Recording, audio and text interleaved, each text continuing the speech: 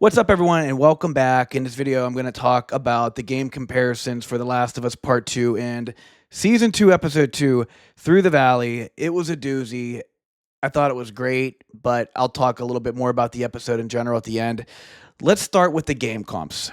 We start off with a knock on our door from Jesse, and I gotta be honest, guys, I did not think that we were going to get this in this episode. I thought that it was swapped out last week with Dina, when Dina swooped by to pick Ellie up for their patrol that took them to the supermarket. It stops after the supermarket, which that's not what happens in a game. After the supermarket, the blizzard gets real, they continue on to the library, and then, of course, everything that happens with the Horde and Abby and Joel, again, it just spirals out of control at that point. But after the supermarket in episode 1, it's halftime, basically. Go back to Jackson, hit the locker room, go out and celebrate, have a good time at the dance until Seth shows up, and then we'll pick up and carry on with the second half tomorrow. So we do get Jesse coming by to pick Ellie up. He gives her shit just like he does in the game about the night before. Ellie just comes out and just says, yeah, it was Dina that kissed me. Jesse does the whole, I was talking about something else, but now that you say that, I thought it was very well done. I want to give kudos real quick to young Mazzino, who plays Jesse. I'm really digging his performance so far. I think he has just a tweak more like edge and asshole to him that we don't get from Jesse in the game. Jesse in the game has a little bit more like old man energy to him, kind of like a Joel Jr. in a way. And in the show, again, he just has a little bit more fuck you to him. And I appreciate that. I say that in a good way. I think that makes him more relatable. As soon as they or even, I don't even know, 200 yards from the front gates of Jackson, Tommy decides to call the banners back to the home base, which is comical and I guess kind of like a little critique that I have here for the episode. And it's really like nitpicking, I guess, if you will. It just doesn't make sense that they see this big threat coming here in the infected. And I don't know, if Ellie and Jesse can see a storm brewing 100 yards out from the front gate of Jackson, like, couldn't they see that from the ramparts? Don't you think Tommy would have said, hey, you know what? Like, we have a potential serious threat out there with the infected that are hibernating underneath the ground, and we have a storm coming. Why don't we keep the patrols in today? Like, let's give everybody the day off, call it a snow day here, and just like we'll hit it again in a couple days after we see what happens. But nope, everybody heads out, and things get pretty crazy after that. We swap out the library from part 2 for a 7-Eleven, and yes, we do get Eugene's Weed Sanctuary here. Okay, transitioning now over to Abby and the Horde. How did they do? Overall, I thought it was great. I really did. Again, it gave me the same feeling that it did whenever you play this in a game. And I've said this before, but the first time I played that in a game, I thought you had to fight them all. Okay, maybe this was me envisioning no return before no return ever was a thing. But I found out quickly that that was not the case. No, you have to run. And Abby runs here in this moment. And I mean, it made me feel all of the same things I did whenever I was playing the game. Heart was pounding, hands started to get clammy a little bit. I thought it was really well done. Again, it's pretty faithful to the game all the way down to the fence right there. I think they added like an extra little wrinkle to it whenever the fence started to close down on top of her and like above her, really making you feel claustrophobic in that moment before Joel came in, just like he does in the game, with the revolver to the head of the infected there, giving Abby a hand up. Going inside the building now, which is essentially like the little gondola station that we see in the game. They did something here that I thought was really well done. If you guys remember, and I'm sure you do because people still complain about it to this day, Tommy and Joel giving out their personal information to strangers. That's not something that they would do. That is not something that's within their character or their personality, right? They would never tell a group of strangers that they are Tommy and that they are Joel, especially when Joel knows that he is very likely a wanted man. Abby says here in the show that he kills 18. Yeah, I guess. I don't know. Whatever it is, 18 in the show, however many in the game. He didn't kill everybody, and that's the point there. So knowing that, like, you think that him and Tommy would have code names for each other. Hey, I'm Ben and you're Jerry, okay? Or whatever the hell you want to make up. We never tell strangers outside Jackson that we are Tommy and that we are Joel, because there's very likely people out there that are after me. And you know what? It's a fair criticism, okay? Because I agree with that too, but to play devil's advocate, they did just go through an insanely traumatic moment there where they had countless infected on their heels and they barely escaped there with their lives. Safe to say, even whenever they get inside the chalet, that their hearts are probably still pounding, adrenaline's pumping, and maybe they just forgot themselves. It would be a very humanistic thing to do, to just slip up. Right? Not everyone's perfect. Sometimes people slip up, even people that are as hardened survivors like Joel and Tommy. But the show found a way around that. And it was a very natural and organic way for Abby to find out that that's Joel that she's with, right? And it's Dina. Okay, this is where Dina steps up to the plate. I think she plays the bigger role here in the big swap between the Dina and Jesse swap. Dina's down there on horse yelling up, Joel, where are you? And Abby hears that. And unbeknownst to Dina, there's someone else, a stranger, that's up there with Joel, and it's Abby, and she hears his name, and now she knows I'm with the guy I've been hunting for the past 5 years.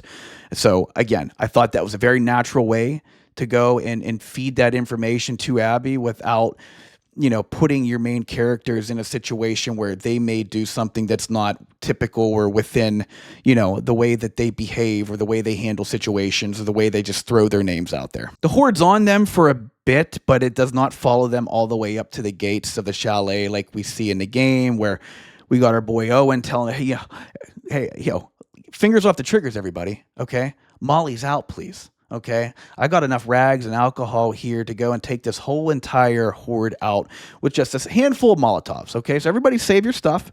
We didn't get that here. They outran them, and then of course the good people there inside Jackson have triggered the tendril network there and redirected all those infected down to Jackson, and we'll get to Jackson.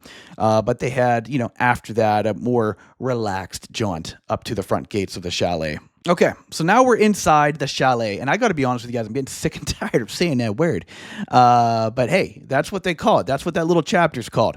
And you know what? Whenever you're in a ritzy-ass cabin there in Jackson, Wyoming, sometimes you got to adapt to your surroundings and use big words like chalet.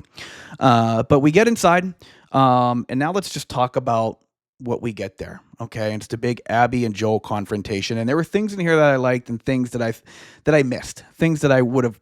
I wish that we would have seen. I'll start with the things that I would have liked to have seen. And really it's dialogue centered. And I was a little surprised that we didn't get from Joel, y'all act like you've never heard of us before. And then of course, not long after that, he gives the whole, y'all, why don't you say whatever speech you've got rehearsed and get this over with. Now Pedro Pascal gives a little smaller, watered down version of that, where he tells Abby to just shut the fuck up and do it already, which I did laugh at. Like I did audibly laugh at that. Like it wasn't even just a small laugh. It was amusing. Like I thought he delivered it well, and it's not a knock on him. I mean, he can only recite the lines that's on the paper there from the writers. I think this was more about Abby's moment. Again, the y'all act like or you've heard of us before, right? That's not the same thing in here. Joel's focus is outside those windows, looking down at Jackson, which is nothing but smoke and fire. So he's not really observing everyone's face there in the room like he does in the game whenever Tommy introduces himself and then says, "This is my brother," and Joel says that his name is Joel, and then he instantly just could hear a pin drop, right? That doesn't happen here, right? It's very chaotic. He's yelling, he's screaming, "I need to get back here. We got 3 minutes. We're out of here. We're going back down the mountain." And again, little does he know that Abby's setting everything up here. She's trying to discreetly let everybody know, hey, this is Dina and this is Joel, right? And she says it in a very normal way that, again, Joel's not listening right now. Joel's focus, he's got huge tunnel vision looking down over the hill to get back to his brother, Maria, his family, everybody else that's back there in the city that he obviously would want to defend. And then before you know it, he's got the gun on him. So we lose that there. And then again, the other line about, just shut up and do it already. Again, at that point, it would not make a ton of sense for him to say, why don't you go on and say whatever speech you've got rehearsed and get this over with?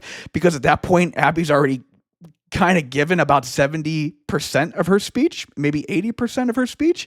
So it wouldn't have made sense for him to say that at that point. So he just gives her a shorter, again, watered down version of that. Would we have liked to have seen Pedro Pascal as Joel there shoot back at her a little bit more? I've seen that online, and there's to an extent of me, like the human, I guess, in me is like, dude, tell her why you did what you did, right? Like this is essentially you're on trial right now for your life. And again, if you can just explain to these people why you did what you did, maybe there's a different ending here. But in all reality, let's face it here, Abby's not leaving that place without killing Joel, and I think Joel knows that. Joel's looked enough people in the eye to tell if they're serious or if they're full of shit. And I think right now, by that point, I think he knows that no matter what he says, his ass is cooked. His ass is in the jackpot, and there's no way he's going to get it out of there. So he's not even going to give her the satisfaction of showing any type of weakness or trying to explain himself or, maybe even deflecting some of the blame on, hey, I was trying to get Ellie, and then he's kind of putting a spotlight on Ellie a little bit, and no one's mentioned Ellie at this point in this room. Like, they're only here for Joel. So maybe he did that as a protective measure. I'm not going to redirect their attention now to Ellie, right? So maybe they leave here and they finish me off, and now all of a sudden they're going to go after Ellie. So again, he doesn't fire that back. And I'm fine with that. Right. I don't have like a big issue with that. It's just something I've seen people bring up, and I thought that it was at least at the bare minimum fair to talk about. Okay, so let's talk about Abby's monologue now, because this has everybody's panties in a bunch. Okay, why did we have to hear this? Well, you know what? We found out at the very beginning of episode 1 that the show here was not going to hide Abby's motivation. So since they're not hiding Abby's motivation, why not give Abby the spotlight, right? She's built this moment up in her head for 5 years, and now she's got her target standing right in front of her, completely defenseless, right where she wants him. So of course she's going to take her shot. Of course she's going to go and just give him the whole spiel there and let him know, hey, this is why I'm doing this to you. Right? And I think that's a human thing to do. Okay? Like, they've gone to this elaborate scheme here for them to come here and kill Joel. And if Abby just went right in there and just beat him and killed him, I mean, I don't know. Again, she wants to let him know what he did to her, right? You killed my dad. My dad was a doctor. So again, I didn't have a problem with that. And I thought it was well delivered. I thought Dever has been great so far as Abby. And I mean, and not just the braid. The braid looks good. That's a very Abby braid right there. They nailed it with that. Her voice, I hear it in her voice. I mean, again, I said it, I think, in the last video that I did for this, that I don't know if she is changing her voice or she's trying to adapt it a little bit. Maybe it's a little bit more brutal or maybe more Abby-like. I don't know. But the voice has me convinced. Again, a lot of conviction there. And I thought the speech was very well done. And I completely understand why she did it. Again, guys, this is her moment. Okay. It's like the person that's tried to win like an award their whole life, and they're, you know what I mean? They get up there and they accept the award. They want to have their moment. And they want to say their piece before they go and they sit their ass back down. Here's the thing that I think that the show did very well here in this scene. I thought they did a great job showing how affected Abby's group was when the brutality got to a breaking point where, look, in game, when Ellie comes crashing through the chalet all the way down to the basement,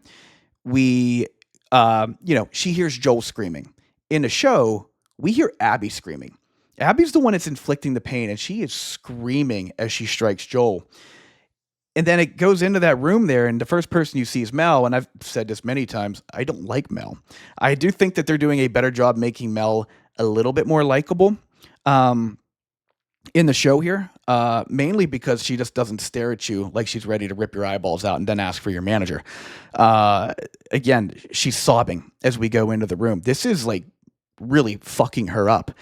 And, we even see her balk at Abby before that, whenever Abby was like, hey, if he lies, kill the girl. And she was like, kill her?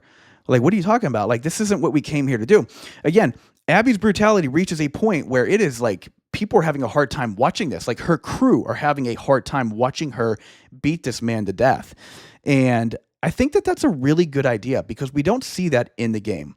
And the only person that you really see sour towards Abby in the game is Mel. And then you also, but then here's the thing with that is that you have to factor in that there's a love triangle there. Again, it would make sense that, okay, look, these people are going with Abby here, and we're going to come here, and you're going to kill Joel, and then we're going to go home. But then it's like this turns into this insane melee and like torture moment.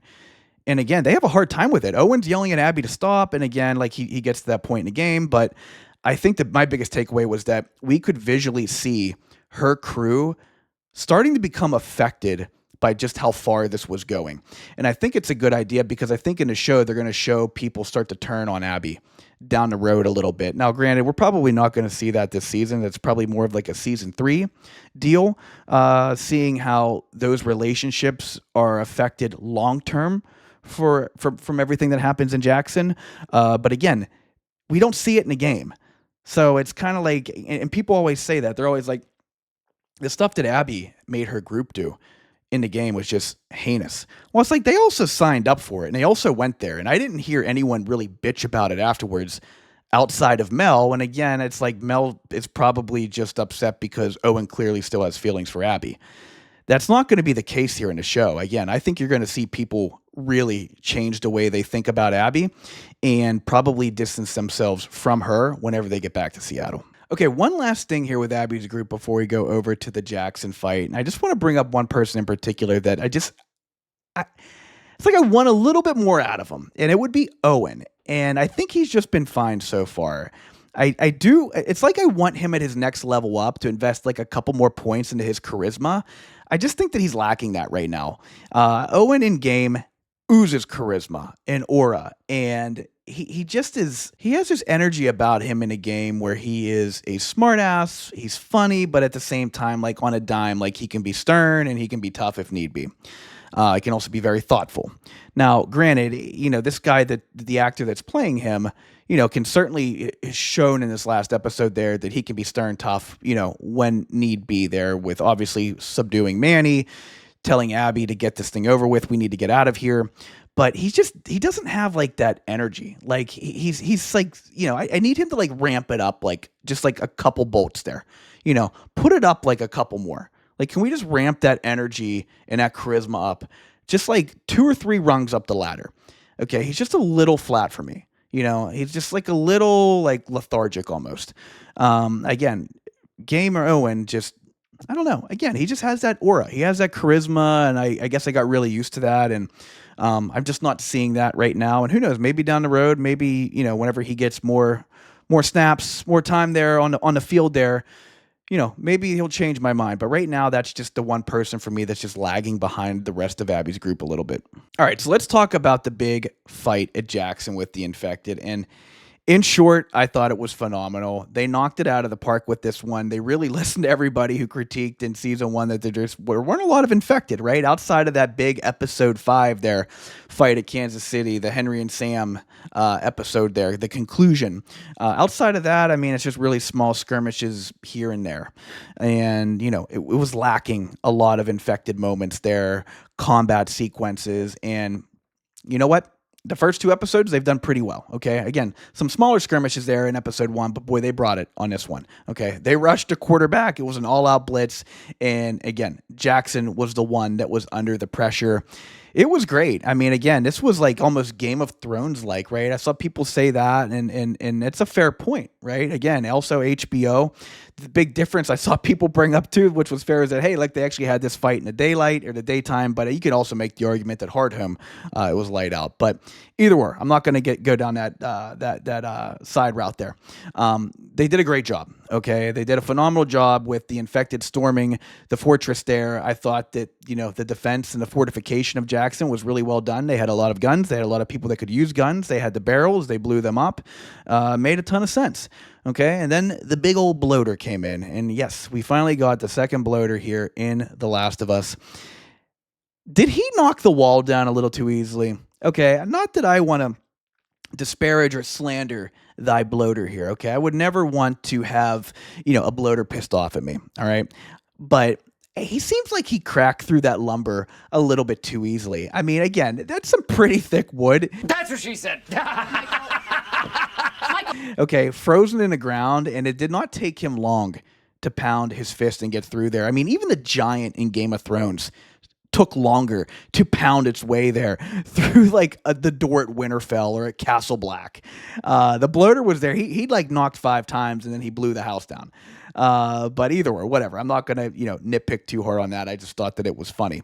The fight then spills inside. Tommy calls the bloater out, challenges him to a trial by combat, and then instantly backs himself into a corner. Guys, does Tommy really know Jackson? Does he really know Jackson if he ran down to that side route there and got himself blocked into a corner? And as I'm shitting my pants watching this scene, I couldn't help but laugh as Tommy's depleting the flamethrower, just holding down R2 for as long as he can, hoping that there's enough flame in there to drop the bloater. I'm sitting there thinking to myself, like, this is me so many times, and so many other people that have played The Last of Us. This is what happens anytime I get a bloater, right? Like, you have the flamethrower out, hopefully, depending on what part of the game you're in, and just hold down R2, hoping that it's enough to incinerate the bloater and drop it to its knees. And then eventually it just happened, which I thought was, again, it was almost like a game like moment. I want to give a shout out here to the unsung hero of this episode, and that would be the dog pound there in Jackson. Hopefully once they get everything rebuilt and get everyone back up on their feet, they replenish all of their supplies. Maybe they can think about having like a town mascot. I'm thinking maybe the Jackson Fighting Hounds or the Jackson Fighting Dogs, because just like a Troy Polamalu interception, the tides of battle changed. They turned after those dogs were let out of the kennel. They went out there and completely ran over the infected. I don't know if that would have happened if that was like as soon as they came through the wall. Again, they were pretty depleted at that point too, the infected.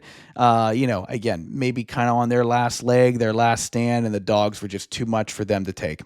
But again, everything changed after that. I don't even know if infected would go after a dog, so that's a really big advantage there for the Jackson side. Shout out to Maria for letting them out. Again, I don't know if like infected smell animals and then try to go and attack them. So again, it was great, very well done, and it gave Jackson the W.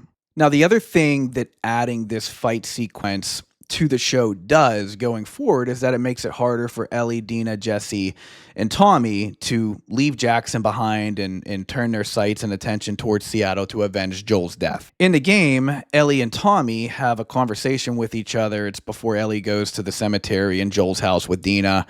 But he says, look, for us to do this the right way and take the right amount of people to do this thing and be successful, we'd be leaving Jackson vulnerable. Now, I don't know what that number is to Tommy. Does that mean taking 10 people with him, 20?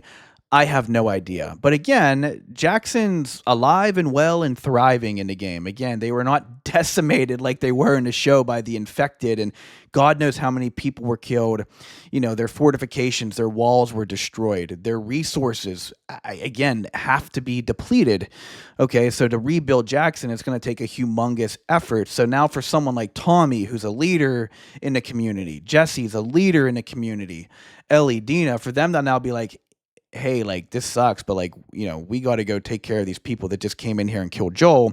It's going to make it harder for them to leave. Now, obviously, I'm not predicting that, they're going to stay behind, obviously, or the show would not continue and go on. I feel very confident that those 4 will still go to Seattle. But again, it's just a mechanism, I think, that makes it harder.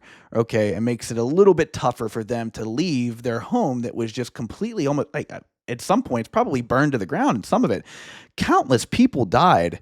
Again, their resources, again, like if there was a group of raiders right now that saw what happened from the outskirts there, they could very well march on Jackson with the state that it's in and then take it over, and all of a sudden, they're the ones that are leading Jackson. Okay, so it's very important for them to rebuild right now and to get better. Okay, let's talk about the predictions here. The first 2 episodes of season 2, I threw out 9 predictions I had for the episode. Things that happened in the game that I thought would either be in the game or maybe they would change them differently. I had 9 for episode 1. I went 1 for 9, not good. And then I had 7 for episode 2. I went 3 for 7. I went a little bit better this time, guys. So I just want to break those down here real quick. Where did I go right? Where did I go wrong? All right. So prediction number 1 is arguably my biggest L of the season, guys. And it was that Ellie was going to deliver the bigot sandwich line. And I say it's my biggest L because that scene in the lines and the dialogue and the back and forth between Maria and Seth and Ellie, it was incredibly faithful to the game until it wasn't. It was like a running back taking the ball from their 1-yard line and going all the way to the other team's 1-yard line only to trip and fall and not make it into the end zone. That's essentially what happened, because everything up until the biggest sandwich line happened. And then she did not deliver the line. And again, I don't give a damn about the line. I know that people start getting a little weird whenever they hear that. I don't care about the line. I'm simply predicting what I think we're going to see from the game into the show. And if there's one thing that the show's taught me is that they're pretty faithful to the dialogue up until episode 2 of season 2, because we got none of the Joel lines. We didn't get this Ellie line here. We did hear Abby say, "You don't get to rush this." And unfortunately, I predicted that line would be in episode 1. That does not count. I cannot recycle lines, and I do not watch next week's preview trailer. Okay, so I try to challenge myself a little bit. So I took a humongous loss on that one there. Prediction number 2 was that we were going to see Eugene's weed sanctuary, and by God, did we see it. Okay, maybe it wasn't underground underneath a library with a secret passageway, but it wasn't a 7-Eleven, and it was, in fact, Eugene. So I got a W on that one. Prediction number 3 was that Jesse was going to walk in on Ellie and Dina after they were having a very intimate moment with each other. And that was quite clear from the start that was not going to happen, because they completely swapped Dina and Jesse's character in this episode. So that is another L. Prediction number 4 was that Owen was going to throw the Molotov, deliver the line, save your bullets, save your bullets. But ultimately the prediction was he was going to throw the Molotov at the infected as Joel, Tommy, and Abby came through the gate just at the last second. And guys, wasn't even close on that one. You know why? Because there was no infected on their ass as they got back to the lodge. I'm done predicting Molotov stuff. Okay, I'm officially retiring from doing that. I did it in episode 1. I thought that Ellie was going to use the Molotov in a supermarket like she does in the game when Dina gifts her the Molotov. Molly's just may not happen. They might not happen. And maybe there was one, I'd have to go back again and rewatch it, but maybe there was one that was thrown inside Jackson. I don't recall. I just know that Owen did not throw one there, so I lost out on that one. Prediction number 5, I nailed it. It was that Tommy would not be with Joel whenever the attack happened, and Tommy was nowhere near that mountain. As Tommy stayed back, Dina not only swapped out Jesse, Dina swapped out Tommy too. Okay, so Dina pushed Tommy to the side, Dina pushed Jesse to the side. It was Dina that was with Joel, and you know what? That was probably pretty predictable, I guess, just by seeing the rapport and relationship that they had in episode 1. If they did not do that, and if it was more like the game, it would be kind of odd that Dina just took off and went on a patrol with Joel in the morning, but you could clearly see that they have a relationship with each other. So it was Dina that was with Joel up in the mountain. Tommy was not there. I got the W on that one. Okay, prediction number 6 was that Manny was going to absorb the Jordan roll and land the boot kick on Ellie, which he did. Okay, that one was kind of easy, just because Jordan's not there. There's no Nick. The only other guy there that could absorb potentially the stuff that Jordan does inside the lodge would be Manny. Okay, Owen's not going to do it. That's just not who his character is. So they then thrust that onto Manny. Got that one. And then prediction number 7, I bombed it. It was that we were going to see Joel's last cup of coffee he had. That cup of coffee, that mug that he has inside of his house that Ellie can interact with and pick up. I thought that there was maybe a 50-50 chance that we weren't going to get any meaningful scenes after Joel's death, meaning the conversation with Tommy, Ellie and Dina going to the cemetery, Ellie and Dina going to Joel's house, because that's a pretty big moment, right? In a game, you can take your time with the latter 2 parts and kind of wander around Joel's house for as long as you want. And naturally, in the show, they're going to want to take as much time as possible to show all of the grief that Ellie's going through, that Tommy will find out about. Dina now, again, with inserting her into that lodge, she has more skin in the game now, right? Which I also thought was a really good idea, because now her motivation to go to Seattle is going to be a little bit higher than it was in the game. Jesse, right? There's going to be characters here that are going through a horrific time. So they're going to take their time probably with those scenes before they depart Jackson.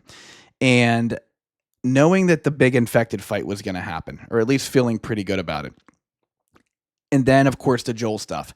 I did inside my head, I had a clock ticking inside my head saying to me, you might be pushing it there a little bit. Those things may bleed, again, the cemetery, Joel's house. That might bleed into the beginning of episode 3. And at this point here, I'm willing to bet that it might even take up more than just a little bit. That might be, I don't know, half of an episode. I don't know. I thought we'd be out of Jackson by the end of episode 2, but that's not the case. And I think the show is going to want to take their time with showing this grief that Ellie and Tommy and the other people of Jackson are going to go through. Of course, other people in Jackson are grieving other things too. it wasn't just Ellie and Tommy that lost Joel. There's people that lost their family members here because of the infected attack. So they weren't going to rush that in here to like the final 10 minutes of the episode. And I thought there was a chance that this was going to happen, and I ignored it, and I put something in from Joel's house in this prediction. And again, egg on my face. I got to eat crow. And again, I got to wear the big L there on my forehead. Record in this one, 3-7. Grand total record here through 2 episodes, guys. You ready for this? 4 for 16. That's a 25%. Last time I checked, that's an F. Last time I checked, an F is not good. That sucks ass. So I got to be better. Again, I'm gonna go back and get some better predictions here for episode 3. If I can at least like scratch and claw my way back to 500, I'll be happy. But again, these are fun to do. It seems like the shorts, you guys are enjoying it. It's, again, something to keep an eye on. Additionally, for me, at least when I'm watching the episode, I get a little pumped when I see get one. I've only gotten 4 so far though. So we're trying to be better next week. Let me know in the comments what you guys thought about this episode, the predictions, anything that's on your mind here with this second season of The Last of Us. And I'll catch you guys soon.